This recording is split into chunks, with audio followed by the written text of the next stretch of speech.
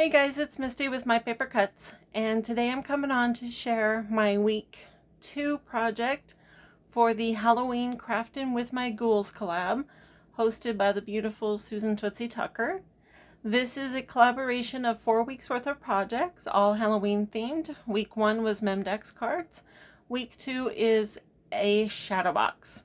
So I did film a little intro video, and I did post it separately from this one because for some reason I am very technically challenged and could not figure out how to link the two of them.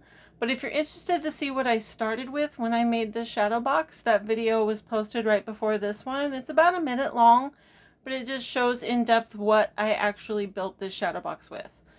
So make sure you guys check out everybody below. I have them listed in the description box. We have a lot of talent in this collaboration and a lot of really fun projects. I really enjoyed watching everybody's Memdex cards last week, and I think you would too, and I'm sure this week is going to have some more stellar projects. I would also like to mention the Halloween collaboration that is hosted by Alicia's Crafty Hoplop. There's also a bunch of talented artists over there that are posting Halloween projects for the same 4 weeks that we are. Susan was gracious enough to create a second collaboration so more of us could participate. But both collaborations have different projects, so there's so much inspiration to be seen. So make sure you check out both of them. There will be a link to Alicia's collab in the bottom as well, so that you can go and find all of those artists. So as a reminder, I am using this Steampunk Spells collection from Graphic 45.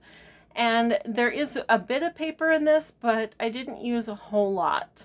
And for those of you who didn't watch the intro video or will go watch it after this, I did start with a large wooden frame, and I built a box to fit inside the frame to build my own shadow box because I couldn't find something I liked to start with. So without any further ado, I will go ahead and show you guys my shadow box. So this right here is the frame. And I built a box out of chipboard, and to stay with the steampunk theme, I used a 3D embossing folder by Tim Holtz that makes this riveted metal look. I did a whole bunch of them in black, and then I did a couple of different colors of gray, and I cut out sections and layered them over the top to give it an even more riveted and layered look. And then I hit this with a little bit of Distress Oxide spray in broken china. And I did that all the way around. This is the window in the back to let the light shine through. I did make this window out of vellum, and I used some alcohol inks on it, and I masked off the moon, and I used a little bit of silver ink on the moon, and then I hit it with some yellow Copics just to give it a little bit of a golden glow, but not too much. So that riveted look is all the way around the box. Unfortunately, it's a little awkward to film. And then I added some tissue paper that I had to the frame, which is indented a little bit. So I did use tissue paper on that, just to give it a little more of an elegant look. And then here, if you guys would like to see this other side has the same riveted look. And then to make up the difference for the bottom, I just added a piece of wood here just to keep it from tilting further back. So on the inside here, I'm going to grab my phone and use the flashlight a little bit. So hopefully this will help. So I have the paper on the inside of the frame as well as the inside of the box. I used a Maggie Holmes wooden frame. I did the oxide ink on that to turn it this turquoise color, and put a little bit of like an orange color Nouveau drop in some of the flower bits just to give it a little touch of orange. This is a cut apart that's mounted in the back of the frame, and then I put some gears and roses on the frame. I built this table here out of a cardboard box, and I wrapped it in another embossing folder that is, it's another 3D embossing folder that does wood.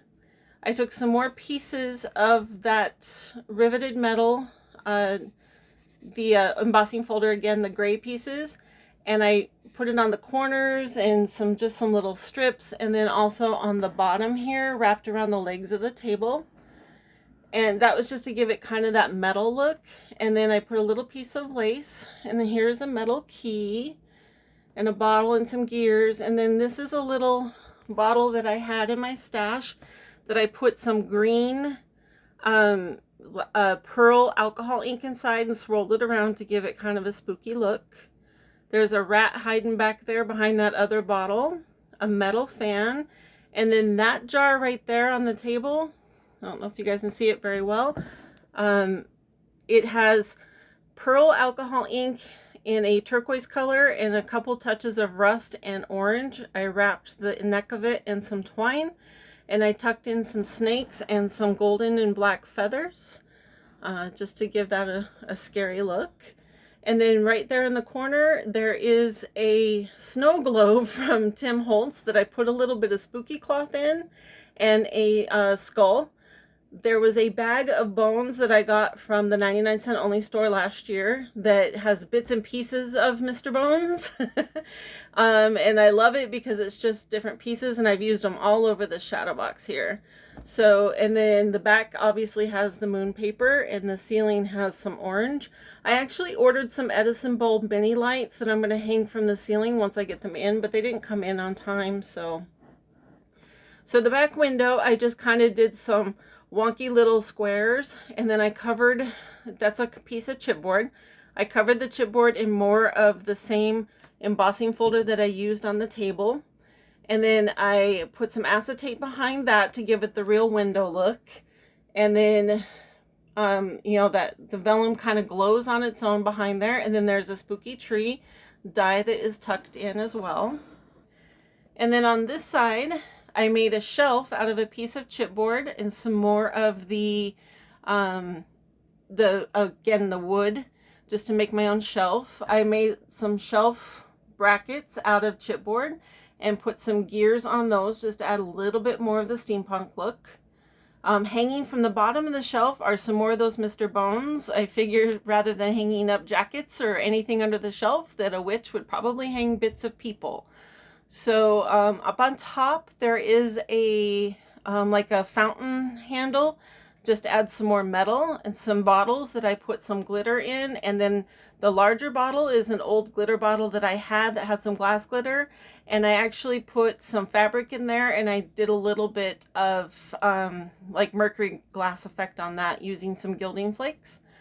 On the wall there is a metal flower that I put a little piece of a black leaf on, and then I put a gear in the middle of it just as a wall decoration. And then here in the front there is another one of those bottles, and I tucked in a whole bunch of spooky cloth and I let it hang out the top. I tied a piece of black sari silk around the neck of it, and I tucked in the rest of those Mr. Bones.